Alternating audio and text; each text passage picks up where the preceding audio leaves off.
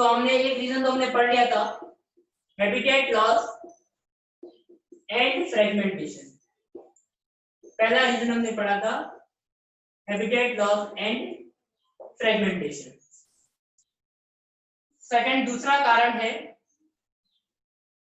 Over exploitation. Second reason क्या है? Over exploitation. Over exploitation का क्या मतलब होता है? तो जब भी जरूरत जब लालच में बदल जाती है तो वो क्या होता है? ओवर एक्सप्लॉयटेशन, है ना। जरूरत जब लालच में बदल जाएगी तो फिर वहां पर क्या होगा? बायोडायवर्सिटी क्या होगी?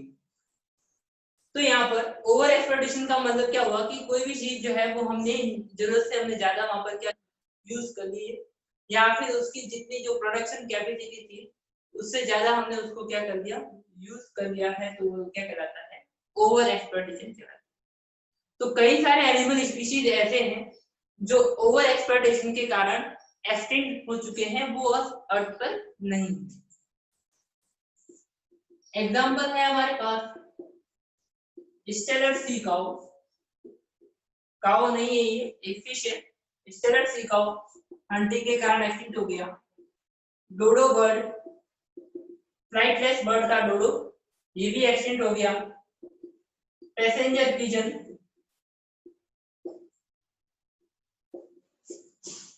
पैसेंजर पिजन जो हम देखते हैं वो चिट्ठियां भेजने वाला, तो ये जो सारे चीजें हैं, ये जो सारे एनिमल्स हैं वो क्या हो चुके हैं? अब एक्सटिंक्ट हो चुके हैं। यानी कि पहले ये किसी समय अर्थ पर थे और अब ये जो है स्पीशीज अर्थ पर प्रेजेंट नहीं है, और ये जो है वो किस कारण एक्सटिंक्ट हुई है? तो ह्यूमन ओवर एक्सप्लॉयटेशन के कारण, है ना। ह्यूमन के द्वारा ओवर एक्सप्लॉयटेशन, ये जो है वो क्या हो गई? एक्सटिंक्ट हो गई। तो ये हमारे पास सेकंड पॉइंट हुआ।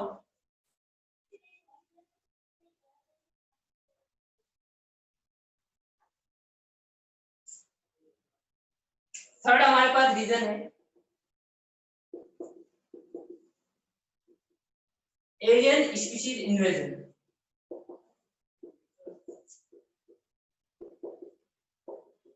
एलियन स्पीशीज इन्वेजन, या फिर हम कहते हैं इसको सिंपल नाम एक्सोटिक स्पीशीज। क्या है इस कॉन्सेप्ट का मतलब? कि किसी भी एरिया में, किसी एरिया में हम जो है कोई बाहर का ऑर्गेनिज्म, कोई बाहर का प्लांट या एनिमल हम वहां पर लाते हैं किसी एक एरिया में, तो फिर क्या होगा? जो बाहर से आया हुआ जो प्लांट है या जो एनिमल है उसकी ग्रोथ रेट क्या होगी उस एरिया में? अगर वो उस एरिया के लिए एडेप्ट हो गया तो उसकी ग्रोथ रेट क्या होगी? वहां पर फास्ट होगी। जबकि हमारे यहाँ पर जो लोकल जो प्लांट या जो एनिमल है उसकी तुलना में उसकी ग्रोथ रेट क्या होगी? फास्ट होगी। क्यों फास्ट होगी? क्योंकि जो एनिमल हमारे उस एरिया में था उनका तो वहां पर कौन प्रेजेंट है? प्रीडेटर भी प्रेजेंट है, यानी कि उनको खाने वाला भी वहां पर प्रेजेंट है। तो उस कारण से हमारे एरिया में तो हमारे जो खुद की जो स्पीशीज है, प्लांट और एनिमल स्पीशीज, उसकी ग्रोथ रेट तो क्या होगी? कम। जबकि जो बाहर से लाया हुआ जो है उसका उस जगह पर नेचुरल प्रेडेटर तो कोई होगा नहीं, यानी कि उसको डिस्ट्रॉय करने वाला तो होगा नहीं, तो उसकी रिप्रोडक्शन कैपेसिटी क्या होगी? बढ़ेगी। और उसकी रिप्रोडक्शन कैपेसिटी बढ़ेगी तो वो फूड के लिए क्या करेगा? हमारी जो लोकल स्पीशीज है उसके साथ में क्या करेगा? वो कंपटीशन करेगा, और जिससे क्या हो जाएगा? हमारी लोकल स्पीशीज उस एरिया से क्या हो जाएगी? एक्सटिंक्ट हो जाएगी। तो मतलब केवल हमारे एरिया की, इंडिया की बात नहीं, इंडिया के बाहर की भी बात है। जैसे कि इंडिया के बाहर ही हमने कोई ऐसा प्लांट लेके यहाँ से हम लेके गए वहां पर, तो फिर वो वहां पर भी क्या करेगा? एक्सटेंशन के लिए रेस्पॉन्सिबल होगा, कहाँ पे? उनकी लोकल स्पीशीज। तो एलियन स्पीशीज का मतलब क्या है कि किसी दूसरे एरिया से हम जो है स्पीशीज को इंट्रोड्यूस कर रहे हैं, तो वो क्या कहलाता है? एलियन स्पीशीज इन्वेजन कहलाता है। कुछ एग्जांपल्स आपको ध्यान रखने, नाइल पर्च फिश है, ये नाइल पर्च, नाइल रिवर आपने नाम सुना होगा। तो नाइल पर्च जो है इसको यहाँ अफ्रीका वाले लेके गए लेक विक्टोरिया, अफ्रीकन लेक में इसको इंट्रोड्यूस किया गया, ईस्ट अफ्रीका लेक में, लेक विक्टोरिया में। इस फिश को जब वो इस लेक में लेके गए तो इस लेक में सरवाइव करने वाली लगभग 200 पिक्चर्ड फिश जो है वो वहां से क्या हो गई? एक्सटिंक्ट हो गई। किसके कारण? फिश के कारण। इस फिश की ग्रोथ कैपेसिटी इतनी ज्यादा बढ़ गई और इन्होंने इतनी तेजी से इनको डिस्ट्रॉय किया कि इनकी जो 200 स्पीशीज जो है वो वहां से क्या हो गई? एक्सटिंक्ट हो गई। तो ये क्या है? पहला एग्जांपल है एलियन स्पीशीज इन्वेजन का। नेक्स्ट दूसरी बात करते हैं हम पार्थिनियम प्लांट, जिसको कैरेट ग्रास बोलते हैं। इसके अलावा लैंटाना, ये भी प्लांट है। आइकॉर्नियम, ये ऐसे प्लांट है जो बाहर से इंडिया में लाए गए और इनकी ग्रोथ रेट क्या है? ज्यादा है। तो ये जो है वो क्या करते हैं? हमारे नेचुरल प्लांट के साथ में न्यूट्रिशन के लिए कॉम्पीट करते हैं और इस कारण से हमारे जो नेचुरल जो प्लांट है जो हमारे एरिया में जो ग्रो होते हैं उनकी जो रिप्रोडक्शन कैपेसिटी है वो क्या हो गई? यहाँ पर कम हो गई। तो हमारी स्पीशीज तो क्या हो रही है? नेचुरल स्पीशीज क्या हो रही है? एक्सटिंक्ट हो रही है। किनके कारण? इन दूसरे प्लांट्स के कारण। आइकॉर्निया को हम क्या बोलते हैं? टेरर ऑफ बंगाल भी बोलते हैं। आइकॉर्निया क्रेसिप्स इसका पूरा नाम है, जिसको वाटर हाइसिंथ भी कहा जाता है और इसको हम क्या बोलते हैं? Terror of Bengal. इसको जो है ब्यूटीफुल फ्लावर कलर के कारण ही इसको इंडिया में लाया गया और इसके आने से जो है वो क्या हो गया? ये न्यूट्रिशन ज्यादा रहता था तो हमारे जो प्लांट्स है वो क्या हो गए? उस एरिया से एक्सटिंक्ट हो गए। कई सारे प्लांट स्पीशीज एक्सटिंक्ट का कारण कौन है? Eichhornia plant. तो ये क्या हुआ? एक रीजन हो गया किसके लिए? एक्सटेंशन के लिए। ठीक है, आपको ये ध्यान में रखना है। एग्जांपल आइकॉर्निया वाला पूछा जाता है, जिसको हम क्या बोलते हैं? Terror of Bengal, Eichhornia crassipes. बाद में इस आइकॉर्निया को एक इंसेक्ट जो है वो हमारे यहाँ पर इंट्रोड्यूस किया गया और फिर उस इंसेक्ट के लाने से एक मॉथ जो है उसको वहां पर इंट्रोड्यूस किया गया, जिसके कारण फिर इसकी स्पीशीज को कंट्रोल किया गया। क्योंकि इसका तो इस एरिया में नेचुरल प्रेडेटर है ही नहीं, इसको तो डिस्ट्रॉय करने वाला है ही नहीं, क्योंकि हमारे प्लांट को तो हमारे यहाँ पर डिस्ट्रॉय करने वाले भी है एनिमल स्पीशीज। तो इस कारण से क्या हो गई? लोकल स्पीशीज एक्सटिंक्ट हो गई। तो ये दो एग्जांपल हो गए।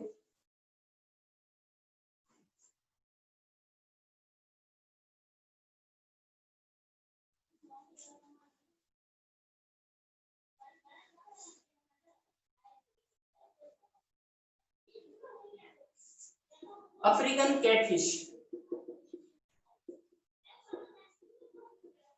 जिसका नाम है क्लैरियस गैरीपाइनस। क्लैरियस गैरीपाइनस, ये जो फिश जो है इसको इंडिया में लाया गया तो हमारे जो इंडिया की जो फिशेज है वो कई सारी फिशेज एक्सटेंट हो गई। किसके कारण? इस अफ्रीकन कैटफिश के कारण, जिस क्या नाम है? कैरियस गैरीपाइनस। तो कैरियस गैरीपाइनस के कारण जो है वो कई सारे इंडिजिनियस स्पीशीज जो है वो एक्सटेंट हो गई है ना। इंडियन स्पीशीज को हम क्या बोलेंगे? Indigenous species. तो ये हमारे पास एग्जांपल है। तीनों एग्जांपल आपको ध्यान रखने हैं, एलियन या एक्सोटिक स्पीशीज के। बायोडायवर्सिटी लॉस का ये तीसरा कारण है।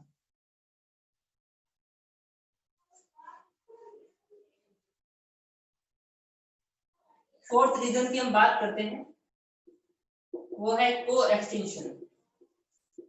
को एक्सटेंशन क्या है? तो को एक्सटेंशन में हमारे पास सबसे पहला टर्म आता है म्यूचुअलिज्म। जल्दी से बताओ म्यूचुअलिज्म क्या है?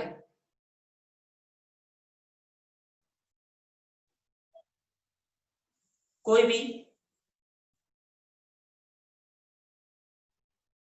भी एक दो लोग बताओ म्यूचुअलिज्म क्या है?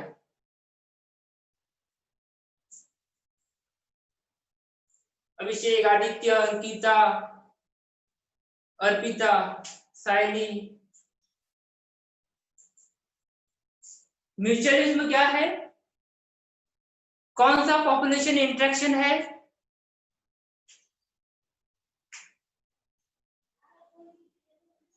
ये किस टाइप का पॉपुलेशन इंटरेक्शन है? हमने लगभग 6 टाइप की पॉपुलेशन इंटरेक्शन पढ़े थे, उसमें से एक है म्यूचुअलिज्म। क्या है mutualism?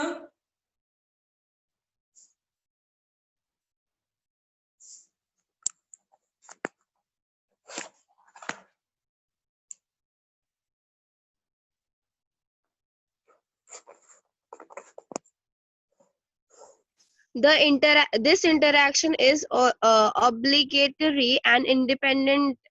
It benefits both the species. Very good, बहुत सही कहा है कि ये जो है वो ऐसा इंटरेक्शन है जिसमें इंटरेक्ट करने वाले दोनों ही स्पीशीज को क्या होता है, बेनिफिट होता है, प्लस प्लस टाइप का इंटरेक्शन है, ठीक है। और तुमने क्या कहा है कि ऑब्लिगेट रिलेशनशिप है, ठीक है, ऑब्लिगेट है, तो मतलब क्या हो गया कि एक स्पीशीज जो है वो दूसरी स्पीशीज पर कंप्लीटली डिपेंडेंट है, दोनों एक दूसरे की जरूरत को पूरा करते हैं, और अगर दोनों साथ साथ नहीं रहेंगे तो वहां पर जो है दोनों में से कोई एक स्पीशीज भी गायब हो जाएगा तो उस पर डिपेंडेंट दूसरा स्पीशीज भी क्या हो जाएगा, एक्सटिंक्ट हो जाएगा। तो ये क्या है, म्यूचुअलिज्म। अब म्यूचुअलिज्म समझ में आ गया है तो कोएक्सटेंशन तो समझ में आ ही गया होगा। कोएक्सटेंशन का मतलब क्या है कि जब ऑब्लिगेट रिलेशनशिप में रिलेशनशिप वाले जो भी स्पीशीज है तो उसमें से कोई एक स्पीशीज भी वहां से एक्सटिंक्ट हो जाता है तो उसके कारण दूसरा स्पीशीज भी क्या हो जाएगा, एक्सटिंक्ट हो जाएगा। ये क्या कहलाता है, कोएक्सटेंशन कहलाता है ना। जैसे कि हमने एग्जांपल दिए थे fig tree and wasp. Fig tree जो है उसका पॉलिनेशन किसके द्वारा होता है, वास्प इंसेक्ट के द्वारा ही पॉलिनेशन होता है। तो यहाँ पर अगर इन दोनों में से जैसे वास्प इंसेक्ट एक्सटेंड हो गया तो ये फिग ट्री भी फिर क्या हो जाएगा, थोड़े समय बाद ये भी एक्सटेंड हो जाएगा, तो इसको बोलते हैं को एक्सटेंशन बोलते हैं। समझ गए को एक्सटेंशन के बारे में। तो इस तरह से हमने बायोडायवर्सिटी लॉस के कॉजेज जो है वो हमने पढ़ लिए। 4 कॉजेज आपको ध्यान रखना है, क्वेश्चन पूछा जाता है।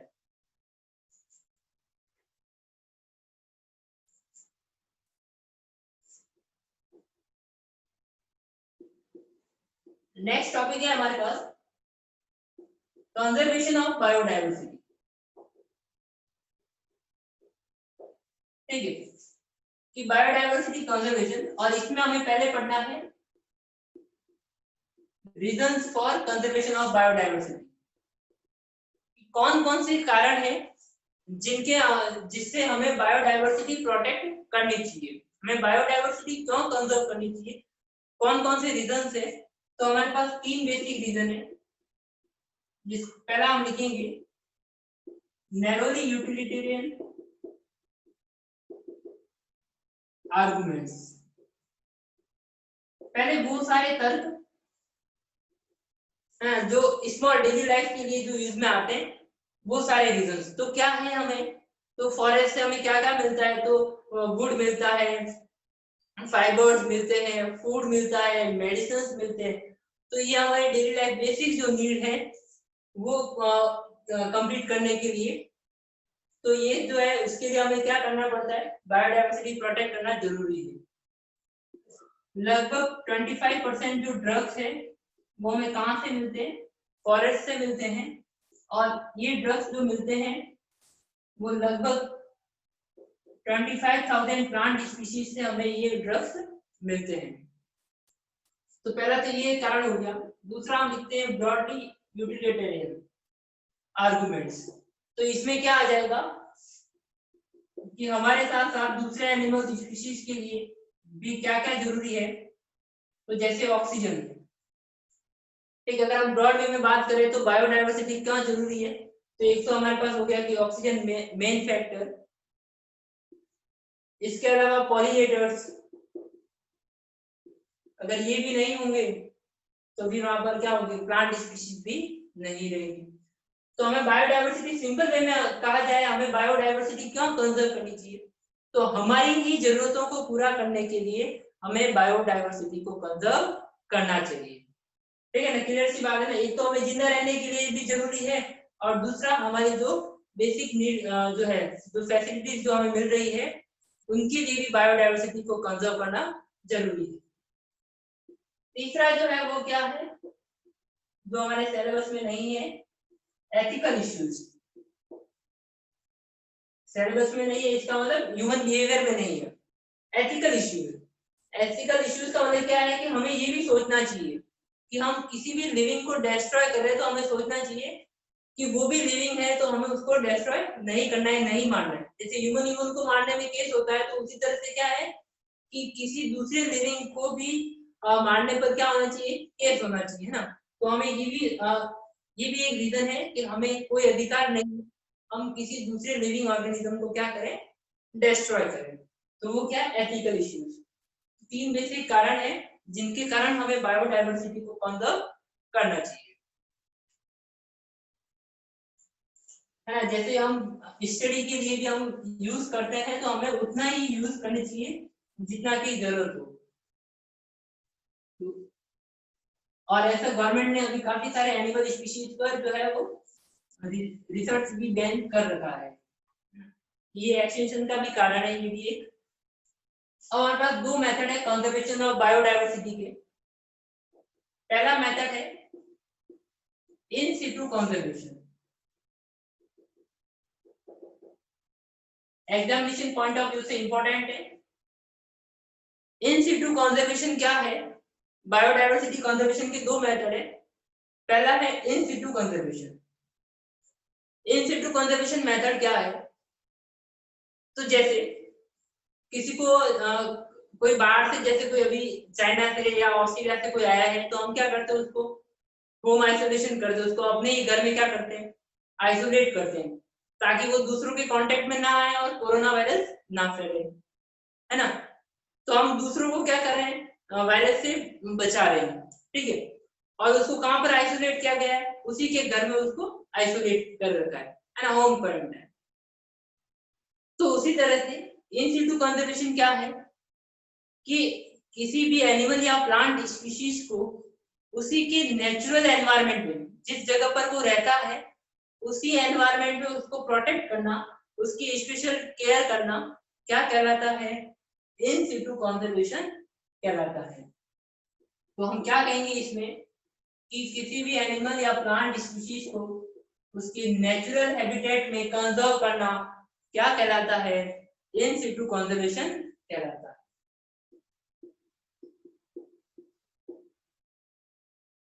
तो हम कैसे प्रोटेक्ट कर सकते हैं, पहला है बायोडायवर्सिटी हॉटस्पॉट्स। बायोडायवर्सिटी हॉटस्पॉट्स क्या है, तो ऐसे रीजन्स या ऐसे एरियाज जहां पर स्पीशीज डायवर्सिटी तो क्या है, मैक्सिमम है,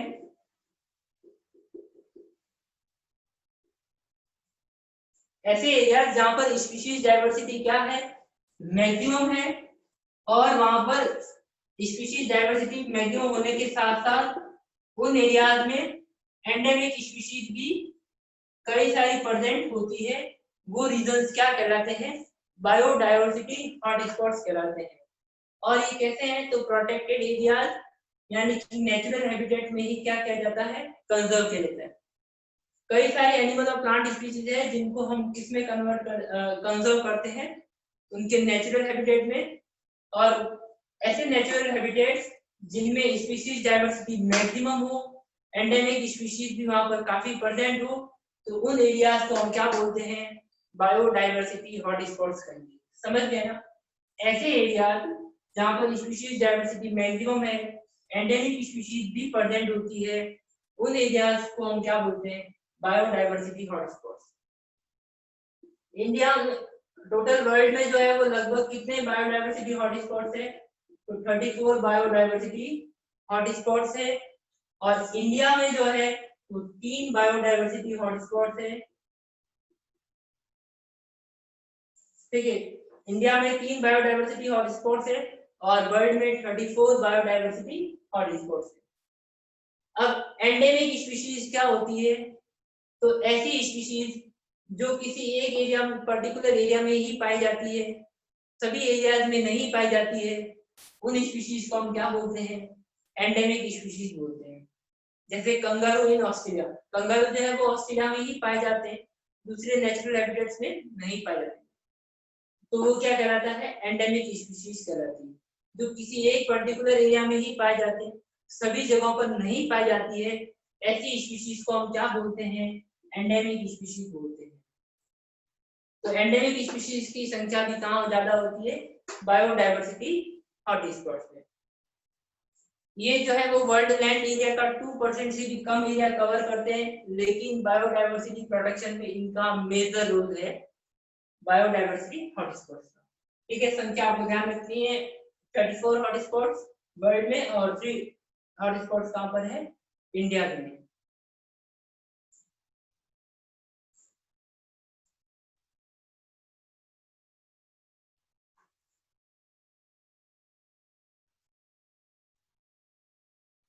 सेकेंड पॉइंट है इन सिटू कंजर्वेशन में प्रोटेक्टेड एरियाज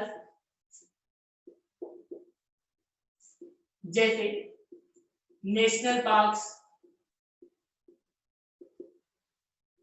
बायोस्फीयर रिजर्व्स,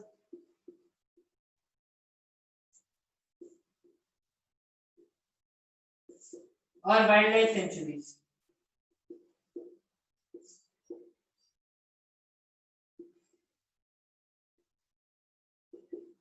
ये क्या है, प्रोटेक्टेड एरियाज है, मतलब ये जो फॉरेस्ट एरियाज है इनको हम क्या करते हैं, प्रोटेक्ट करके रखते हैं, जिसके कारण एनिमल और प्लांट स्पीशीज क्या ना हो, एक्सटिंक्ट ना हो। ठीक है, नंबर क्या है, तो 90 नेशनल पार्क है इंडिया में, 14 बायोस्फीयर रिजर्व है और 448 क्या है, वाइल्ड लाइफ सेंचुरीज। डाटा फिर से बता देता हूँ, ये पुराना डाटा है, नया डाटा नहीं है। अभी जो है वहां पर कितने 103 नेशनल पार्क है, 15 बायोस्फीयर रिजर्व है और 558 के आसपास क्या है, वाइल्ड लाइफ सेंचुरीज। लेकिन आपको ध्यान कौन सा रखना है, 90, 14 और 448 यही डाटा ध्यान में रखना है। ठीक है, 90 national park, 14 biosphere reserve and 448 wild life sanctuaries. अगर हम महाराष्ट्र की बात करें तो 5 नेशनल पार्क्स और 11 वाइल्ड लाइफ सेंचुरीज प्रेजेंट है। किसका, ये महाराष्ट्र स्टेट का। क्लियर है इसी बात। तो ये क्या है, प्रोटेक्टेड एरिया जहां पर जो है यहाँ पर ह्यूमन बींग्स जो है वो वहां पर अलाउड नहीं किए जाते किसी भी तरह से।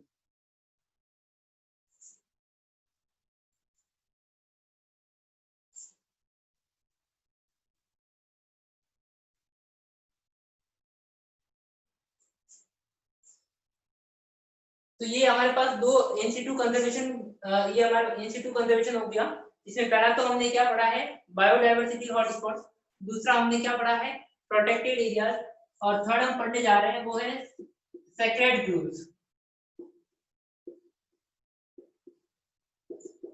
सेक्रेड ग्रुप्स क्या है, तो हम क्या करते हैं कि इंडिया में अगर एनिमल और प्लांट स्पीशीज को प्रोटेक्ट करना है तो एक तरीका ये भी है कि हम उनकी पूजा करें। सीधा सिंपल सा है कि कोई भी पेड़ जो है वहां पर हम जो है उसको हम किसी भगवान का फोटो लगा देंगे उस पेड़ पर, तो उस पेड़ को फिर कोई नहीं काटता है ना। हम जो है वो गॉड में विश्वास भी करते हैं, तो इस कारण से ये भी हमारे पास एक मेथड है, क्या, सेक्रेड ग्रुप, जिसमें क्या करते हैं हम वर्शिप करके जो है वो क्या कर सकते हैं, प्लांट और एनिमल स्पीशीज को प्रोटेक्ट कर सकते हैं।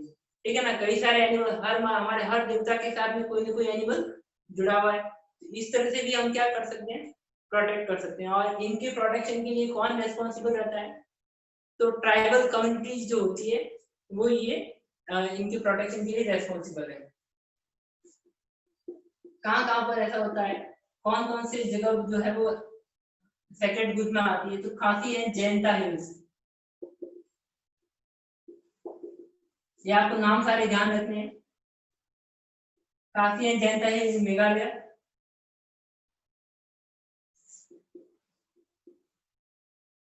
ठीक है, दूसरा है western Ghats of Karnataka and Maharashtra,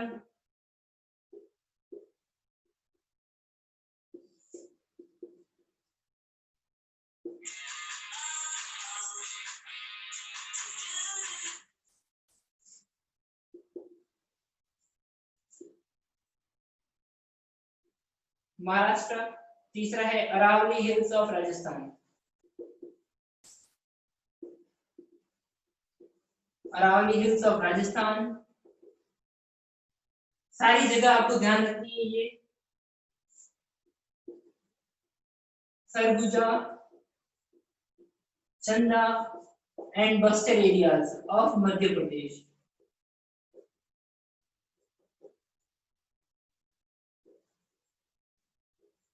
तो ये क्या है हमारे पास इन सिटू कंजर्वेशन के मेथड्स हैं कि इन सिटू कंजर्वेशन में कौन कौन से तरीके हैं, तो आपको ये ध्यान में रखनी है और ये सारे जो नाम है वो ध्यान में रखिए, क्वेश्चन है एग्जाम का। क्लियर है यहाँ तक?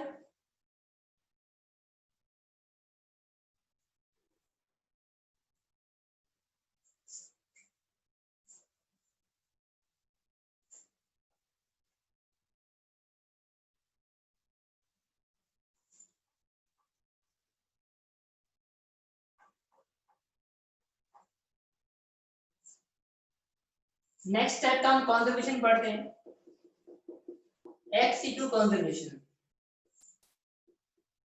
तो एक्स सिटू कंजर्वेशन क्या हो गया, तो सिंपल सा है, वही फिर से कोरोना वाला एग्जांपल कि जो बाहर से जो आया हुआ जो पर्सन है उसको जो है वो हॉस्पिटल के अंदर आइसोलेट कर दिया जाए, तो क्या कह वो फिर क्या हो जाएगा, अपने घर से वहां पर मतलब अलग जगह पर उसको आइसोलेट किया जा रहा है, वहां पर उसका ध्यान तो रखा जाता है ये पूरा पूरा।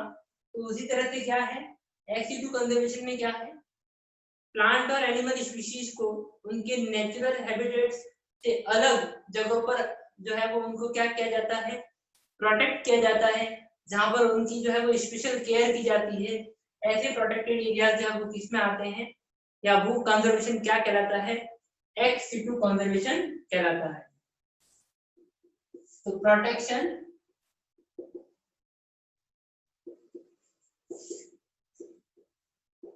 इन अदर हैबिटेट्स, यानी कि नेचुरल हैबिटेट में प्रोटेक्ट नहीं किया जाता है, वो क्या है एक्स सिटू कंजर्वेशन।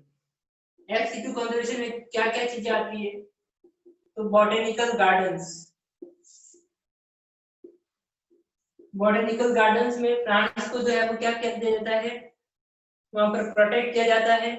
ऐसे प्लांट स्पीशीज कई सारे जो नेचर में अभी वाइल्ड लाइफ में तो वो प्लांट एग्जिस्ट ही नहीं करते, लेकिन फिर भी जो है वो बॉटेनिकल गार्डन्स में वो स्पीशीज प्रेजेंट है, मतलब एक्सटेंट होने के बिल्कुल करीब है, वो स्पीशीज भी प्रोटेक्ट की हुई है कहाँ पर, बॉटेनिकल गार्डन में। तो प्लांट स्पीशीज का प्रोटेक्शन कहाँ होता है, बॉटेनिकल गार्डन्स में। दूसरा है जूलॉजिकल पार्क, तो सिंपल सा आंसर इसमें भी वही है कि इसमें किसको कन्वर्ट करें, कंजर्व करेंगे, तो एनिमल स्पीशीज को कंजर्व किया जाता है जूलॉजिकल पार्क में। जो नेचुरल हैबिटेट से क्या हो चुके हैं, एक्सटेंट हो चुके हैं, वो अभी तक कहाँ पर सर्वाइव कर रहे हैं, जूलॉजिकल पार्क में, यानी कि रूट में। इंडिया का सबसे बड़ा बॉटनिकल गार्डन कहाँ पर है, तो कोलकाता में, ठीक है।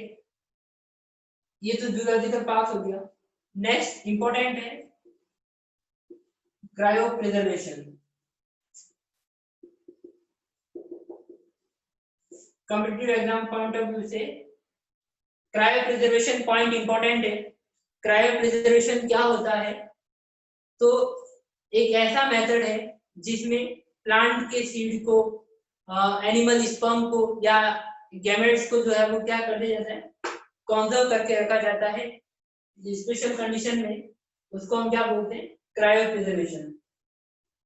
-190 डिग्री सेल्सियस पर लिक्विड नाइट्रोजन में, इसमें लिक्विड नाइट्रोजन में -190 डिग्री सेल्सियस पर गैमेट्स को कंजर्व कर दिया जाता है, जिसको हम क्या बोलते हैं, क्रायो प्रिजर्वेशन बोलते हैं। ठीक है, क्रायो प्रिजर्वेशन से मतलब जो एनिमल पूरी तरह से एक्सटिंक्ट हो चुके हैं, उनके गैमेट्स अभी भी पड़े हैं, तो उनको जो है वो इन विट्रो कंडीशन में रिप्रोडक्शन करवा सकते हैं। ठीक है, तो ये एक मेथड हो गया कौन सा, एक्स सिटू कंजर्वेशन में। इसके अलावा gene banks and seed banks,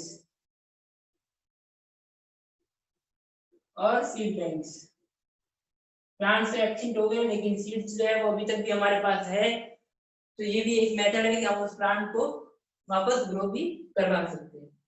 तो ये हमारे पास कौन सा टाइप था, एक्स सिटू कंजर्वेशन। क्लियर है यहाँ तक एक्स सिटू कंजर्वेशन था? कोई डाउट हो तो पूछ लेना।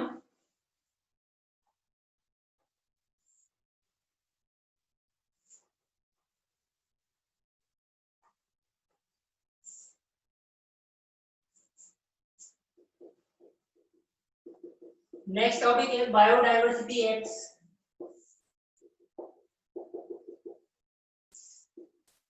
सबसे पहला है अर्थ समिट। कब हुआ था? 1990 में। कहां पर हुआ था? रियो डी जानेरो में, ब्राजील। दूसरा है वर्ल्ड समिट। कितने कंट्रीज ने पार्टिसिपेट किया था? 190 कंट्रीज ने पार्टिसिपेट किया था। कब हुआ था? 2002 में।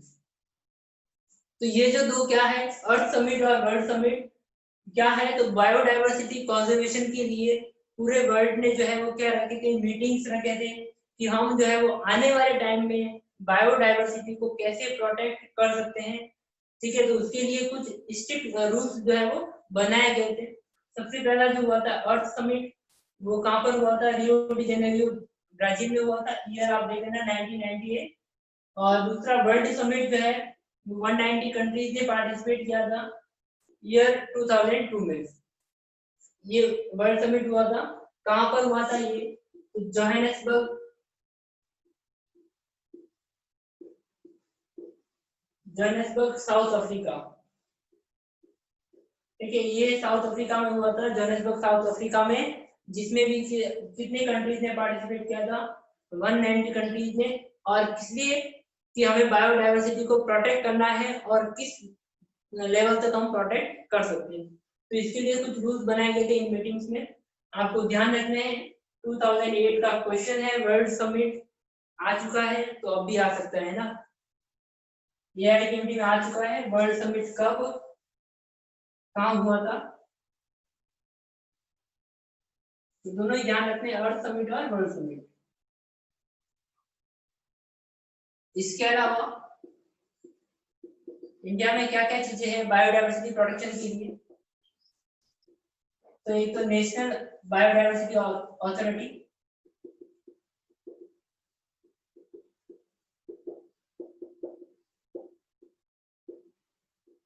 National biodiversity authority NBA. दूसरा है स्टेट बायोडायवर्सिटी बोर्ड्स, एसबीबी। और तीसरा है बायोडायवर्सिटी मैनेजमेंट कमिटी।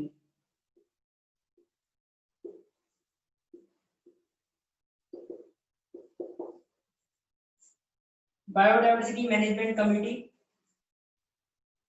अब ये तीनों चीजें जो है वो कहां पर है? इंडिया में। किससे रिलेटेड है? बायोडायवर्सिटी कंजर्वेशन से।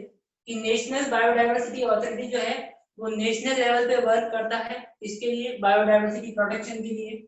दूसरा स्टेट बायोडायवर्सिटी बोर्ड जो है वो स्टेट लेवल पर वर्क करता है।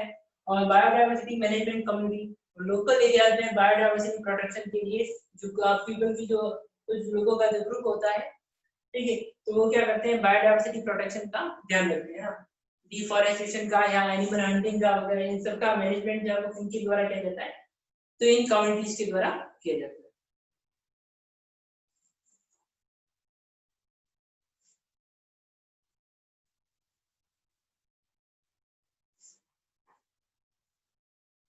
बायोडायवर्सिटी का लास्ट टॉपिक है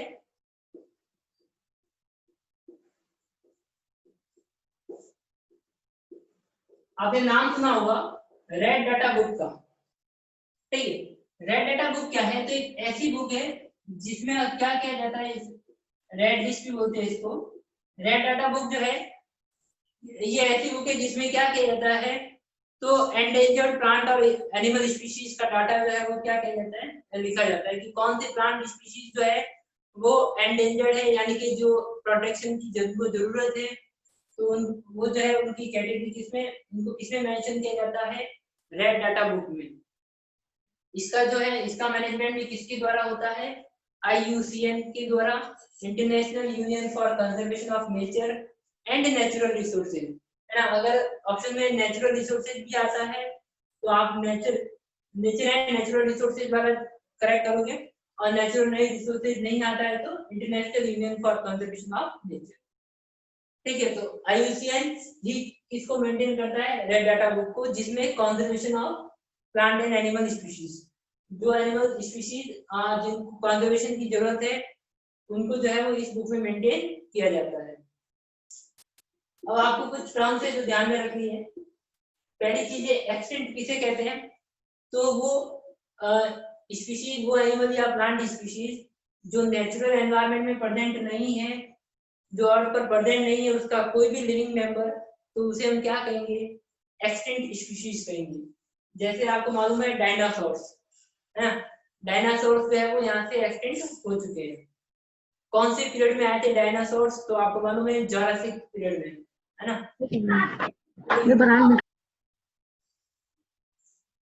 डायनासोर्स के ऊपर एक मूवी भी बनी थी जुरासिक वर्ल्ड, ठीक है ना। तो डायनासोर्स एक्सटिंक्ट हो चुके हैं, अगर वो होते तो फिर ह्यूमन इतना राज नहीं कर सकते थे। तो एक्सटिंक्ट कौन से हुए, जो जिनका कोई भी लाइव मेंबर वहां पर प्रेजेंट नहीं है। फिर आते हैं दूसरा टर्म है critically endangered. Critically endangered species कौन सी होगी, तो वो एनिमल और प्लांट स्पीशीज जिनके लिविंग मेंबर बहुत ही कम प्रेजेंट है इस अर्थ पर, वो स्पीशीज क्या कहलाएगी, क्रिटिकली एंडेंजर्ड। जो एक्सटिंक्शन के बहुत ही करीब हो उनको हम क्या कहेंगे, क्रिटिकली एंडेंजर्ड स्पीशीज कहेंगे। उसके बाद इसके अलावा एक और है एक्सटिंक्ट इन द वाइल्ड, जो आपको बताया था थोड़ी देर पहले। एक्सटिंक्ट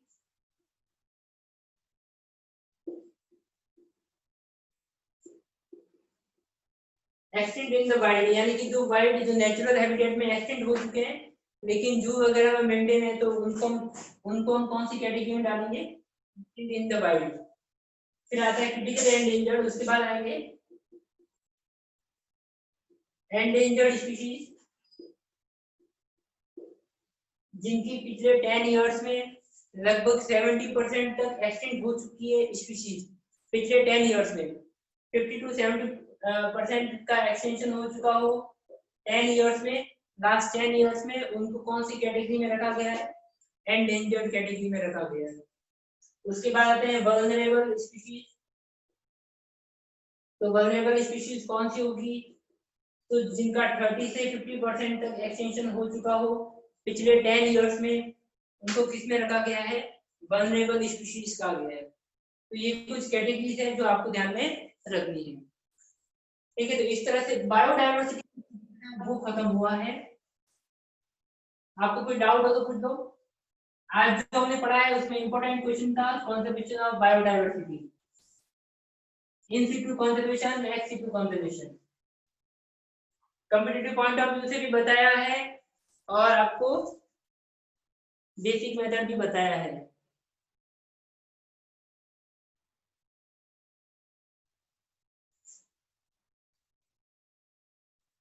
कोई डाउट यहां तक?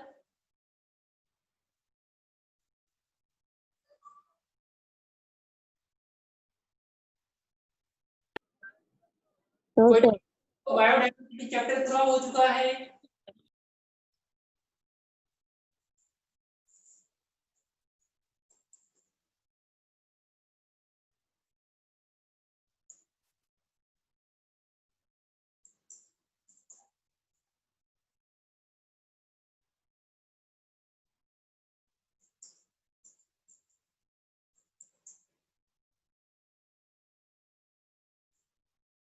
किसी को कोई डाउट बायोडायवर्सिटी चैप्टर में? आगे बढ़े इसी चैप्टर में आगे। Yes, sir. Yes, sir. ठीक है, नेक्स्ट टॉपिक हम शुरू करने जा रहे हैं, environmental issues.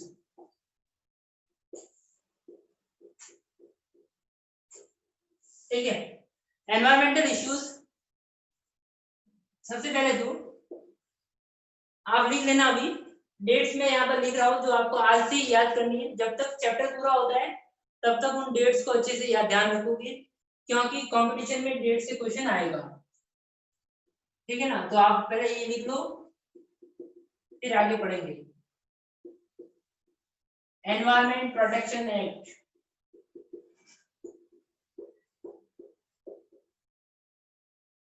1986, environment protection act.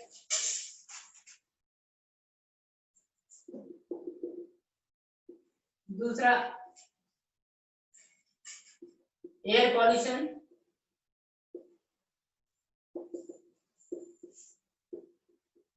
Prevention act 1981, noise pollution को कंट्रोल करने के लिए जो एक्ट बनाया था 1987, वाटर पॉल्यूशन के लिए जो एक्ट बनाया गया 1974,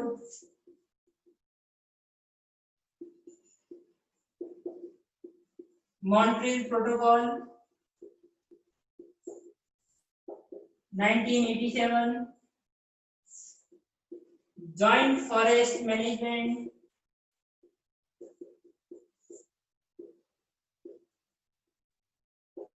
1980,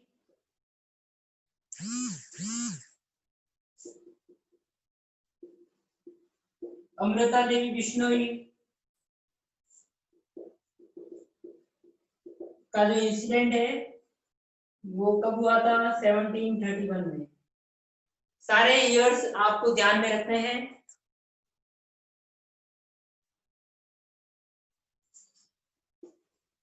environment protection act 1986, air pollution and prevention act 1981, इसी में एयर प्रिवेंशन में ही शामिल किया गया किसको, नॉइज पॉल्यूशन को 1987 में, वाटर पॉल्यूशन वाला कंट्रोल वाला act 1974, Montreal protocol 1987, joint forest management 1980, Amrita Devi Bishnoi वाला जो एक्ट हुआ था वो 1731 में। सारे की सारी डेट ध्यान में रखनी है। क्वेश्चंस पहले भी पूछे गए हैं और अब भी पूछे जाएंगे।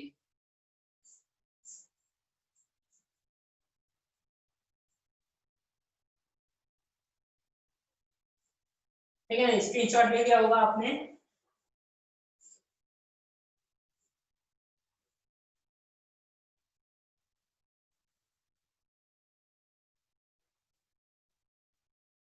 अब इस चैप्टर में पढ़ना क्या है हमें, तो इस चैप्टर में हमें पॉल्यूशन के बारे में पढ़ना है, ठीक है, कि पॉल्यूशन क्या है। तो पॉल्यूशन किसे कहेंगे, undesirable changes in the environment क्या कहलाता है पॉल्यूशन। सिंपल डेफिनेशन क्या होगी कि कोई भी अनडिजायरेबल चेंज जो होगा एनवायरनमेंट में वो क्या कहलाएगा, पॉल्यूशन कहलाएगा। जैसे कि एयर के अंदर कुछ कंटामिनेंट्स का मिक्स हो जाना, वाटर के अंदर कुछ कंटामिनेंट्स का मिक्स हो जाना, सॉइल जो है उसमें जो कुछ कंटामिनेंट्स का मिक्स हो जाना, यानी कि सॉइल की फर्टिलिटी डिक्रीज होना, थर्मल पॉल्यूशन, ठीक है, रेडियो एक्टिव पॉल्यूशन। तो कई टाइप्स के पॉल्यूशन होते हैं और पॉल्यूशन किसे कहेंगे, undesirable changes in the environment, and the environment के अंदर होने वाले अनडिजायरेबल चेंजेस जो है वो क्या कहलाता है, पॉल्यूशन कहलाता है। पॉल्यूशन कई टाइप्स का होता है, जैसे air pollution, water pollution, soil pollution, noise pollution, ठीक है, रेडियो एक्टिव पॉल्यूशन। तो ये सारे कई टाइप्स के होते हैं पॉल्यूशन। जिन एलिमेंट से पॉल्यूशन होता है उनको हम क्या बोलते हैं, पॉल्यूटेंट्स बोलते हैं, या वो फैक्टर्स और एलिमेंट्स जो पॉल्यूशन कॉज करते हैं उनको हम क्या कहेंगे, पॉल्यूटेंट्स कहेंगे, और प्रोसेस को क्या कहेंगे, पॉल्यूशन के। ठीक है, सबसे पहले हम जो यहाँ पर स्टार्ट करने जा रहे हैं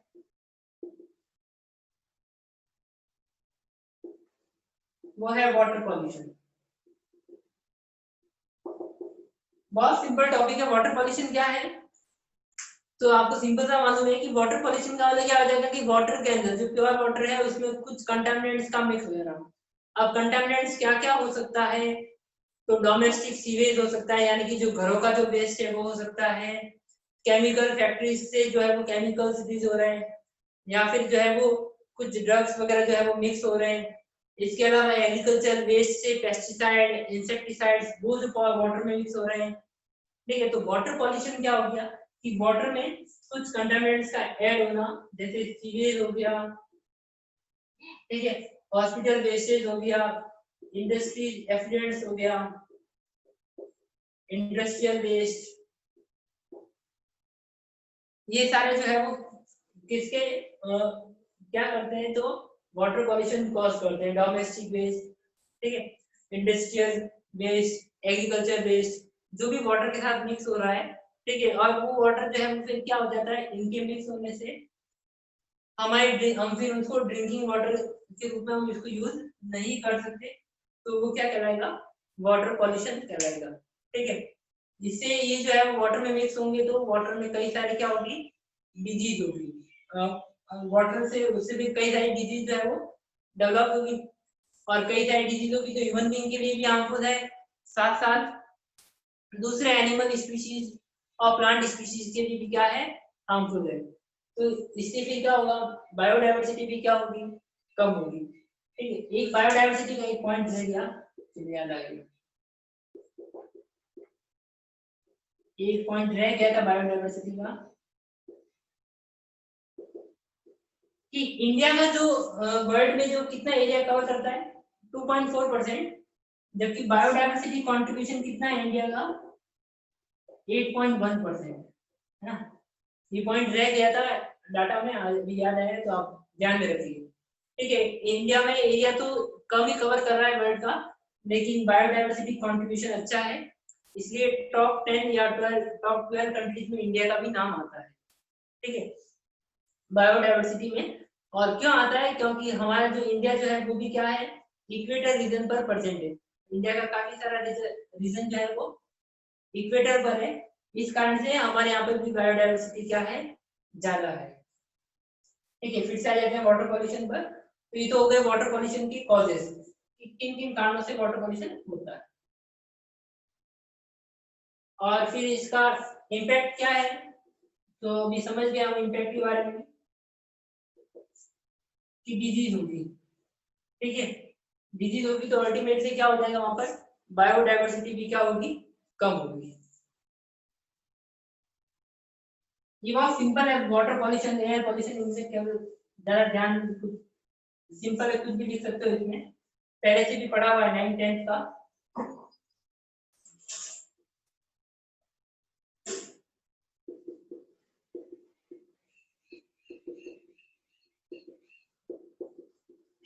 अब वाटर पॉल्यूशन के अंदर ही एक इंपॉर्टेंट टॉपिक है यूट्रोफिकेशन, ठीक है, इसको ध्यान से समझना, लास्ट टॉपिक आज के लिए यूट्रोफिकेशन। यूट्रोफिकेशन क्या है, तो जैसे कि मैंने यहाँ पर कोई ये पॉन्ड ले लिया, अब ये जो पॉन्ड है, इस पॉन्ड में सीवेज, डोमेस्टिक वेस्ट जो है वो क्या कर रहा है, एंटर कर रहा है। जैसे जैसे डोमेस्टिक वेस्ट की क्वांटिटी इसमें बढ़ती जाएगी, तो इसमें क्या बढ़ता जाएगा, ऑर्गेनिक मैटर, ठीक है, ऑर्गेनिक मैटर बढ़ता जाएगा, तो वहां पर क्या हो जाएंगे, दूसरे माइक्रो ऑर्गेनिज्म और छोटे प्लांट जो है वो एनिमल स्पीशीज की क्वांटिटी क्या होगी, बढ़ती जाएगी। तो फिर धीरे धीरे क्या हो जाएगा, इस वाटर की जो डेप्थ है वो फिर क्या होनी शुरू हो जाएगी, कम हो जाएगी, और वाटर की डेप्थ कम हो जाएगी, तो फिर धीरे धीरे ये जो पॉन्ड है वो अल्टीमेटली किसमें कन्वर्ट हो जाएगा, लैंड में कन्वर्ट हो जाएगा, प्लेन एरिया में कन्वर्ट हो जाएगा। इस प्रोसेस को भी हम क्या बोलते हैं, यूट्रोफिकेशन बोलते हैं। आप इसको उससे मत जोड़ देना, हाइड्राक सक्सेशन से, वो अलग चीज था, उसमें हम क्या पढ़ रहे थे कि एक वाटर बॉडी से फॉरेस्ट का फॉर्मेशन पढ़ रहे थे, वो सक्सेशन था, और ये यूट्रोफिकेशन है, जिसमें जो है वो वेस्ट प्रोडक्ट के कारण या ज्यादा जो है वो सीवेज डोमेस्टिक वेस्ट के कारण क्या हो गया, एक पॉन्ड जो है वो किसमें कन्वर्ट हो जाता है, लैंड में कन्वर्ट हो जाता है। इस प्रोसेस को अपन क्या बोलते हैं, यूट्रोफिकेशन बोलते हैं। और ह्यूमन इम्पैक्ट के कारण नेचुरली भी होगा, अगर सीवेज नहीं भी जाएगा तब भी इसमें पॉन्ड लैंड में कन्वर्ट होगा, लेकिन उसमें बहुत सारा टाइम लगेगा, ठीक है, क्योंकि ऑर्गेनिक मैटर तो धीरे धीरे इकट्ठा होगा ही, लेकिन स्लो होगा। और ह्यूमन इम्पैक्ट के कारण सीवेज जाने के कारण क्या होगा, ये प्रोसेस जो है वो फास्ट हो जाएगा, जिसे हम क्या कहेंगे, एक्सेलरेटेड यूट्रोफिकेशन कहलाएगा। ह्यूमन इम्पैक्ट के कारण ये जो प्रोसेस जो है वो फास्ट हो जाएगा, जिसको हम क्या कहेंगे, एक्सेलरेटेड यूट्रोफिकेशन कहलाएगा। ठीक है ना। तो एक्सेलरेटेड यूट्रोफिकेशन क्या हो गया कि ह्यूमन इम्पैक्ट के कारण जो है वो वाटर बॉडी जो है वो बहुत कम समय में किस में कन्वर्ट हो जाता है, लैंड में कन्वर्ट हो जाता है। ये प्रोसेस क्या कहलाता है, एक्सेलरेटेड यूट्रोफिकेशन। तो यूट्रोफिकेशन का मतलब समझ गए ना कि एक वाटर बॉडी जो है वो किस में कन्वर्ट हो रहा है, लैंड में कन्वर्ट हो रहा है।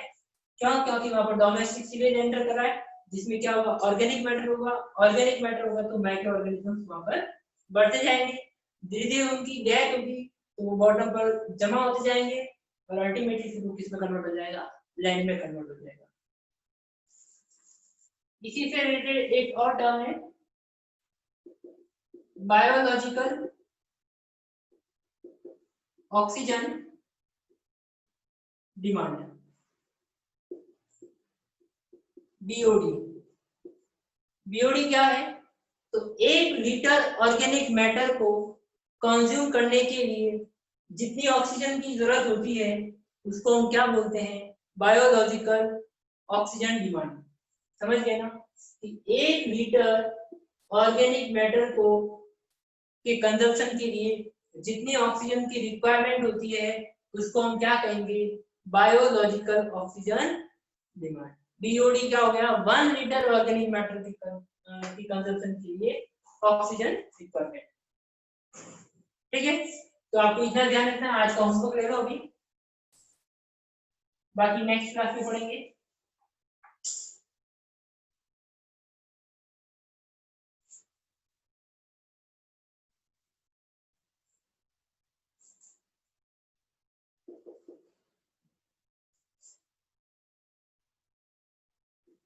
फर्स्ट क्वेश्चन,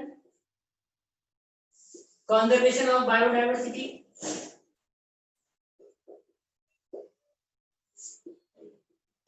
टू मेथड्स इसमें आपको लिखने हैं।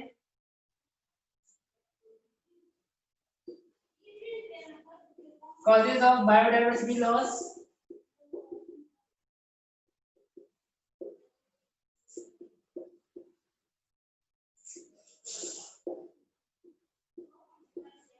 वाटर पॉल्यूशन, कॉजेज लिखने हैं आपको, इम्पैक्ट लिखना है आपको, और कंट्रोल मेजर्स। ये बहुत सिंपल टॉपिक है, 9 10 पहले बहुत पहले पढ़ चुके हैं। वाटर पॉल्यूशन क्या है, इसके क्या इम्पैक्ट है और कैसे कंट्रोल करना है, तो इसके खुद आप नोट्स बनाए ना वाटर पॉल्यूशन के। क्लियर है, और यहाँ तो कोई डाउट हो तो पूछ लो, किसी को कोई डाउट हो तो पूछ लो।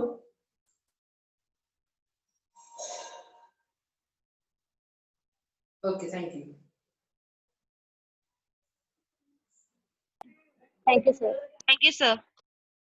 ओके, पढ़ते रहना है ना, तो भूल जाओगे बाद में। Yes, sir.